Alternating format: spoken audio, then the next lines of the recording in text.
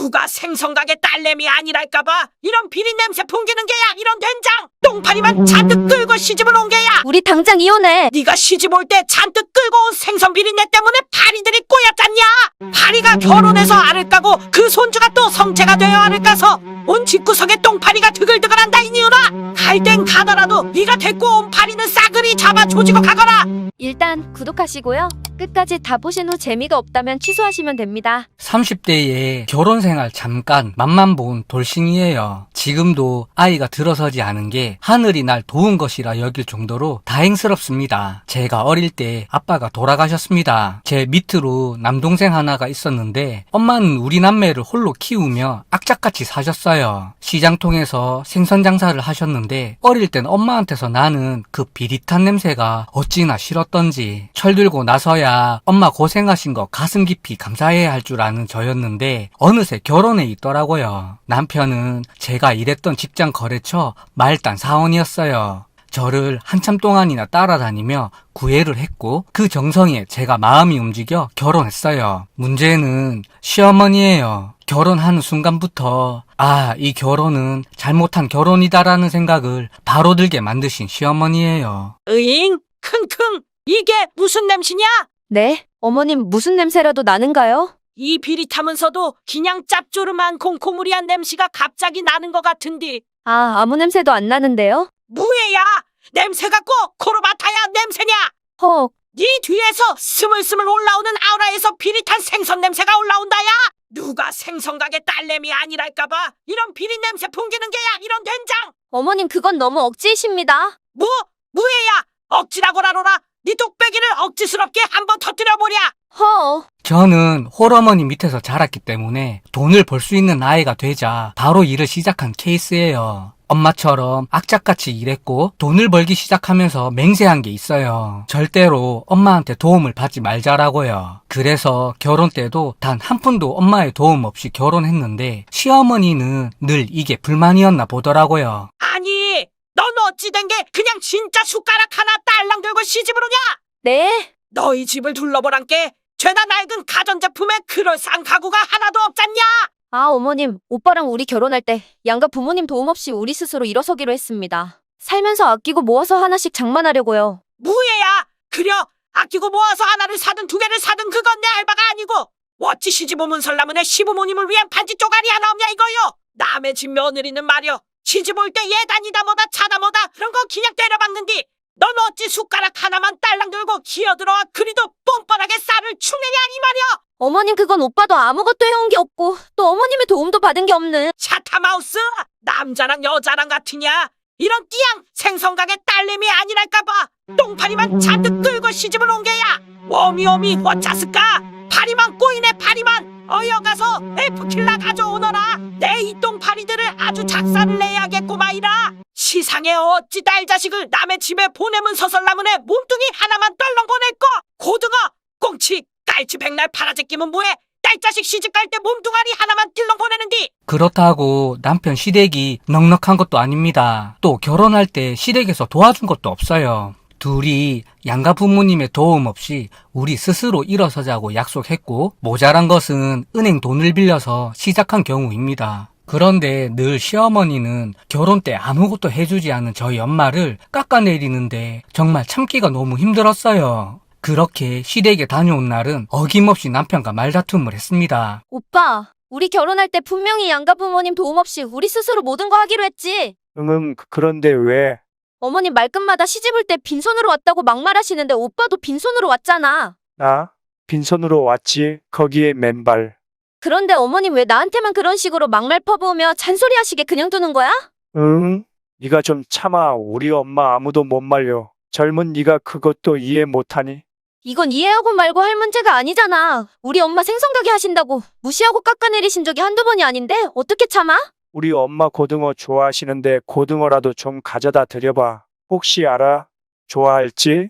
다른 부분에서는 저와 잘 맞았는데 시댁 이야기에선 무조건 저보고 참아라고 하는 남편이었어요. 아마 이때부터 이혼을 결심한 건지도 모르겠네요. 시댁에 빚이 좀 많았어요. 시아버지 젊었을 때 사업한다고 여기저기 돈을 좀 끌어 쓴 모양인데 그 빚을 남편이랑 손아래 시누이가 조금씩 갚아주고 있던 상황이었죠. 하루는 시댁에서 저를 부르더니 말도 안 되는 이야기를 꺼내대요. 애야, 네, 어머님. 친정 어머님이 이제 연세도 많으시고 좀 쉬셔야 하지 않냐? 네? 저희 어머님이요? 갑자기 무슨 말씀이시죠? 거사돈이 연세도 많으시고 저번에 보니 몸도 많이 쇠하신 것 같은데 네가 자식된 도리로 사돈을 이제 좀 쉬게 해드려야 하지 않겠냐 이 말이여. 사람이 나이가 들어서 계속 일을 하면 골병이 들어설라면 나중에 고생한다 이 말이여. 저희 엄마는 한평생을 일하시며 살았고 지금도 일하시고 싶어 하십니다. 왜 그러시죠? 무예야, 왜 그러시더라고 라로라.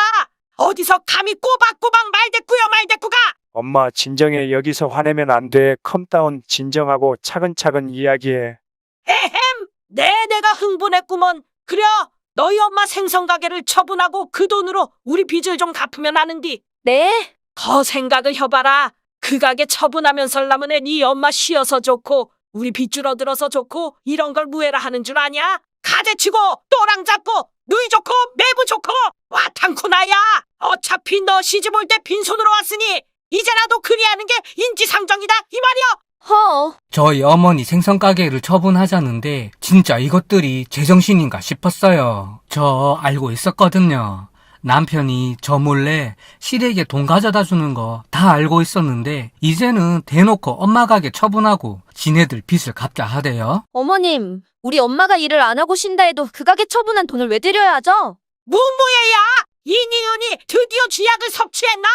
어디서 누나를 뒤집고 대꾸가.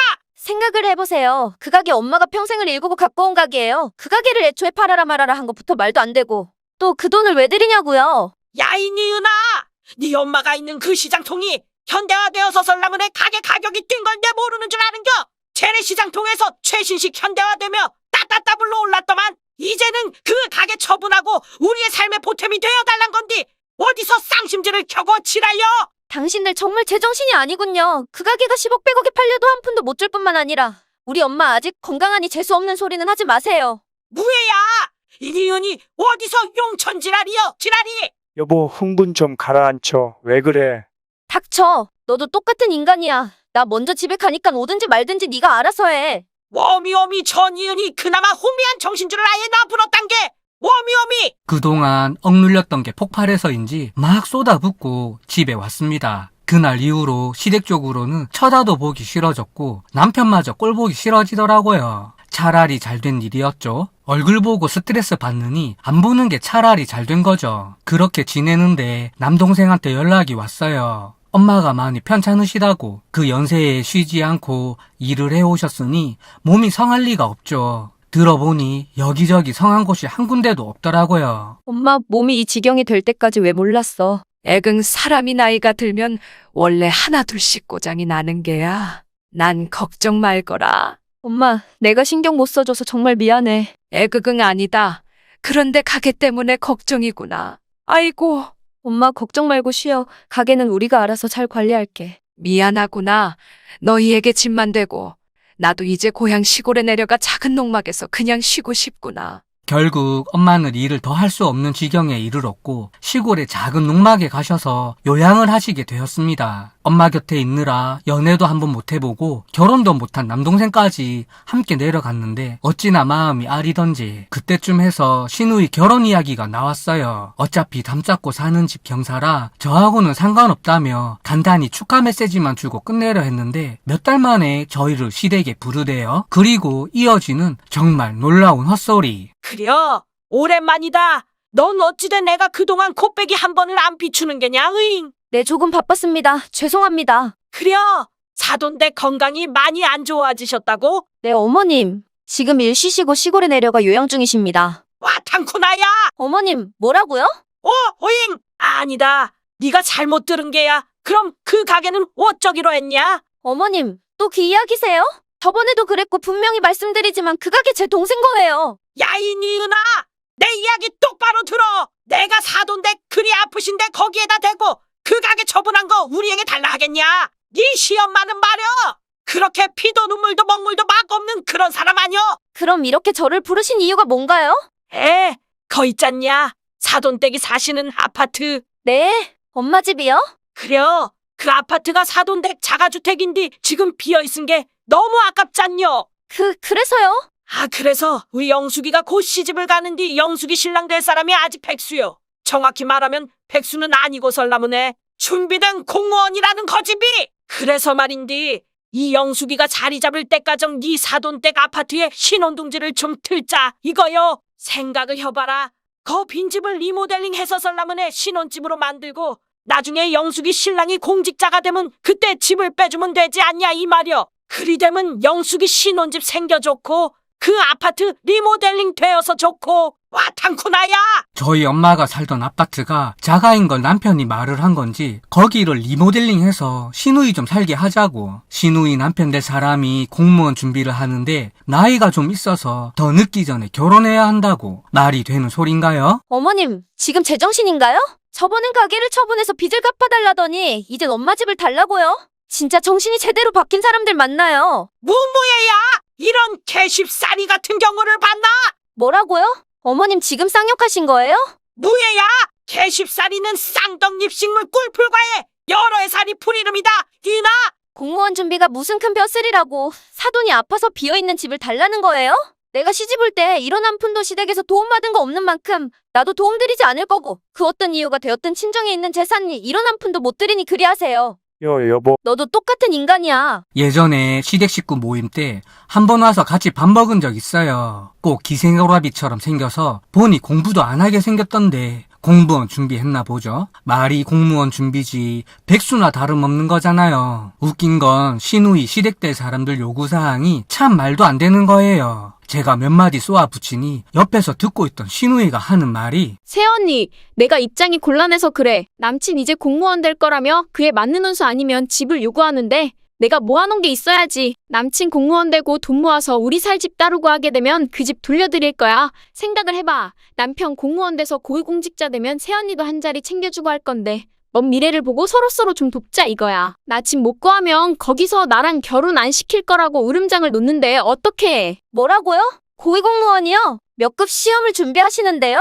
응, 9급 공무원 준비지 뭐 또 있어? 고작 9급 공무원 준비하며 고위공무원을 입에 담는 건가요?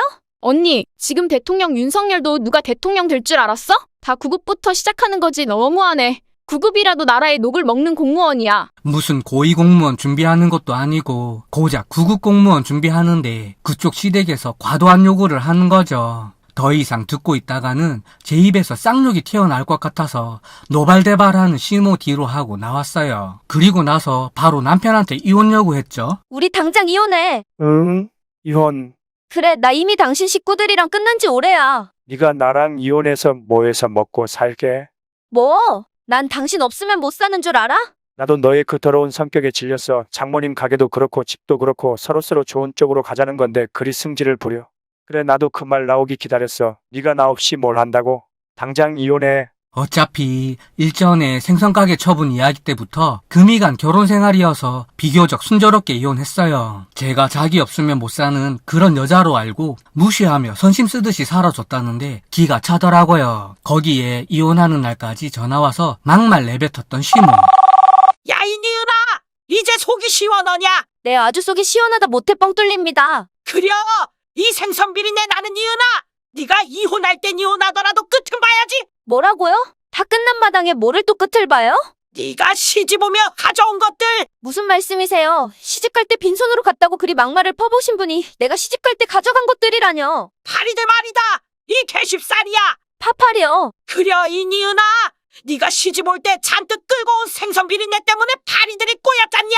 파리가 결혼해서 알을 까고 그 손주가 또 성체가 되어 알을 까서 온 집구석에 똥파리가 드글드글한다 이니은아. 갈 땐 가더라도 네가 데리고 온 파리는 싸그리 잡아 조지고 가거라 이니은아. 어머니, 아니 이제 아줌마죠. 아줌마, 제발 그 억지 좀 그만 부리세요. 똥파리는 제가 끌고 간 게 아니라 당신 식구들의 그 더러운 똥 같은 인성에 꼬여서 생긴 거예요. 그렇게 몇 마디 주고받고 깔끔하게 이혼했죠. 그런데 일이 참 마음대로 안 되더라고요. 제가 이혼하고 얼마 있지 않아 엄마가 돌아가셨습니다. 힘들게 투병하시다 얼마 버티시지 못하고 떠나셨어요. 그래도 이혼한 게 다행인 게 마지막을 엄마 곁에서 지켜줄 수 있었다는 겁니다. 엄마 떠나시고 힘든 마음을 악착같이 일하며 버텼어요. 지금까지. 그런데 저번 달에 이혼한 지 몇 년 만에 그 악독한 여자 전시모한테 전화가 왔네요. 애야, 나다. 한때 네 시애미. 헉, 무슨 일이죠? 난 당신과 더 이상 할 말이 없는데요. 저기 말이다. 혹시 우리 호구가 너한테 연락하거나 뭐 찾아가지는 않았냐? 네? 재수 없게 지금 무슨 말씀하는 거예요? 그게 말이다. 호구가 집을 나간 지 지금 몇 주째 연락 두절 상태구나. 집 나간 당신 아들을 왜 저한테 찾나요? 재수 없으니 끊겠습니다. 끊지 마라 애야. 거 호구가 외롭다여서 내가 중매쟁이를 통해 새 장가를 보내줬는디. 아고고 워미워미 시상에 어찌 그리 악독한 며느리가 들어왔는지 몰라. 우리 호구가 글씨 밤마다 그 며느리한테 후드려 맞다가 집을 나가 부렸단다. 혹시 호구한테 연락 오거든랑 나한테 말 좀 해줄 수 있냐? 그새 새 장가를 갔더라고요. 이혼하고 얼마 안 있어 중매를 섰고 새로운 며느리를 들였는데 그 새 며느리가 어찌나 악독하게 구는지 아들이 집에를 안 들어온다며 혹시 저희 집에 연락 온 거 없냐며 얼탱이가 나가서 멍 때리고 있는데 그 새 며느리라는 사람이 전화를 바꾸더니 황당무계한 헛소리를 또 내뱉더라고요. 당신 아들이 집을 나갔건 들어왔건 이젠 나랑 상관없는 일이니 연락하지 마세요. 헬망구야, 당신 아들 어디 빼돌렸어? 빼돌리긴 하고고 내 혹시 전부인한테 갔나 해서 전화를 했단다. 뭐, 이 노망난 할망구가 전부인한테 전화를 했다고? 전화기 이리 줘봐. 여보세요, 당신이 전부인이야? 여보세요. 그런데 왜 그러시죠? 우리 호구씨 당신한테 가 있어? 지금 무슨 헛소리세요? 당신 우리 호구씨 빼돌리다 걸리면 나한테 뚝배기 터질 줄 알아. 우리 남편 보거든 이 노망난 할망구한테 전화하지 말고 내 연락처 남겨놓을 테니 나한테 연락해. 몇 년 만에 번호 뜨는 거 보고 심장이 철렁했는데 이젠 그 새 며느리라는 인간한테까지 참 대단한 악연이 아니라 말할 수 없더라고요. 그렇게 연락받고 며칠간 기분이 아주 더러웠는데 며칠 후 그 아줌마한테 또 전화가 와서는 제게 부탁이 있다고 하는데 여보세요. 왜 자꾸 전화하는 거예요? 애야, 부탁이 하나 있단다. 저기 말이여, 나 며칠만 숨어 지낼 곳 없냐? 숨다녀. 무슨 헛소리세요? 워미워미 나가 무서워 죽겠단 게 우리 호구 집 나가고 며느리 구박이 더 심해졌단 게 나 이러다 원재 비명행 살지 몰라. 어제는 시상에 그 오강단지로 내 뚝배기를 내려치는지 별이 5개나 보였어. 밤마다 술 먹고 도마로 때리고 오강으로 때리고 효자손으로 내리치는디 죽어서 내가 오죽하면 이혼한 너에게 이리 부탁하냐? 나 무서워 죽겠다. 나 며칠만 좀 피해 있자. 어찌나 구구절절 죽는 소리만 늘어놓던지 내가 알던 그 악독한 아줌마가 맞나 싶었어요. 자기 아들 사라지고 며느리 구박 더 심해졌다며 며칠만 묵게 해주면 안 되냐고 사정사정 하는데 참 가짠더라고요. 악연도 인연이라고 한때 가족이었는데 제 마음이 움직여서일까요? 딱한 사정에 며칠 묵을 곳을 마련해 주기로 했네요. 어머님이 그리 힘드시다면 저희 회사에 남는 곳이 있으니 며칠만 묵던가요. 그려 고맙단 게 정말로 고마브. 근데 네 회사로 가려면 어찌 가야 하냐? 저희 회사 차를 어머님 댁으로 보내겠습니다. 그 차로 저희 회사로 오시면 돼요. 그리고 다음날 제 동생과 제가 운영하는 회사에서 차 보내서 저희 회사로 그 아줌마 데리고 왔어요. 차에서 내려서 저희 회사 들어오더니 그 아줌마 눈이 희둥그레지며 워미 이게 네가 일하는 회사요? 이런 삐까번쩍한 회사에서 일하게 된겨? 아니요, 어머님. 여긴 제 동생과 제가 함께 운영하는 회사입니다. 워미 저기 천장 높은 거 좀 보란께. 이리 큰 회사의 사장이란 말인겨? 네, 말하자면 사장이라고 할 수 있겠네요. 워미 시상천지. 이리 큰 회사를 네가 운영한단가 말이여? 워미 그때 니랑 이혼을 시키는 게 아니었어. 이런 된장. 저 이혼하고 동생이랑 정말 악착같이 일했습니다. 남동생이 장가도 안 가고 엄마 가게 물려받아 일을 했고 엄마 돌아가시자 평생을 모아놓은 재산이 생각보다 많았어요. 그래서 시장통에서 생선만 판매하는 게 아니라 해산물 생산, 유통까지 사업을 확장했어요. 지금은 백화점이나 고급 레스토랑에 납품하는 식품 유통사업 준비 중이고요. 회사 규모가 커지며 크기는 작지만 내실 있는 빌딩을 매입해서 회사 건물로 쓰고 있습니다. 눈이 희둥그레진 그 아줌마한테 청소 도구함 창고로 쓰는 방을 가리키며 말했어요. 자, 따라오세요. 여기 며칠 당신이 묵을 곳입니다. 으잉, 여기가 방이냐? 거못이다냐? 그 창고 같은디? 여기가 싫으시면 돌아가시던가요. 아뇨! 똥밭에 굴러도 이승이 좋단 말이 이 집이! 걸레를 베고 자도 여기가 거기보다 훨씬 좋아. 좋아 보인단 게 좋아. 와 탕쿠나야. 제발 나 돌려보내지 말아다오. 어찌나 통쾌하던지 세상 일 어떻게 될지 모른다는 말이 틀린 거 하나 없더라고요. 그 악랄했던 전시모가 제 바지가랑이 붙들며 애원할 줄 꿈에나 알았겠어요? 인생 불쌍하다고 밥 한 끼 먹여 다시 그 지옥 같다는 그 집으로 돌려보냈어요. 다르게 생각해보면 조금 너무한 것 같기도 한데 제가 그 집 며느리로 몇 년을 살며 받아온 고통은 이루 말할 수도 없을 정도니 그 정도에서 수모를 받고 끝낸 걸 다행으로 여겨야 할 거예요. 쓰다 보니 이야기가 좀 길었는데 나랑 이혼하고 몇 년도 안 돼 세상가 간 그 인간 낯짝에도 언젠간 큰 수모를 던져줄 날이 오리라 믿어요. 오늘은 남동생이랑 오랜만에 맥주 한잔 하러 나가려고요. 긴 글 읽어주셔서 감사합니다. 네. 똥차 가고 벤츠 온다더니 생선가게 며느리 가고 끝판대장 악독한 며느리가 온 어느 시댁의 파격적인 사연이었습니다. 감사합니다.